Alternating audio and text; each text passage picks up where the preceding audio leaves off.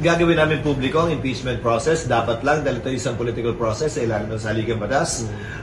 Maliban sa live streaming, maliban sa iba't ibang social media platforms, maliban sa television, magbibigay din kami ng, ang tawag noon ay passes para sa sino man gustong manood. Merong passes yung mga miyembro ng Senado na pwede na lang pamigay. May passes yung prosecution, yung defense. At meron din kaming iraraffle o unahan sa internet para mapanood ng live yung impeachment sa session hall ng Senado.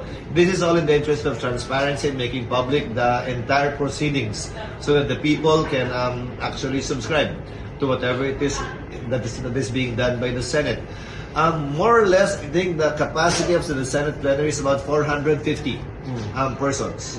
So siguro makakapagpamigay kami ng mga 30 to 50 each day of the impeachment trial. Subject, of course, to security considerations. And subject, siyempre, sa merong mga rules at mga bawal gawin kahit. Bawal mag-jeer, bawal pumalakpak, bawal mag-ingay, bawal mang-Alaska, bawal tumawa ng malakas. Kasi mapapalabas mo. Hindi naman ako. Hindi naman ako. Dati si Senator Miriam yung nagpalabas. But we will insist and we will make sure that order will be imposed within the four corners of the session hall in the impeachment court.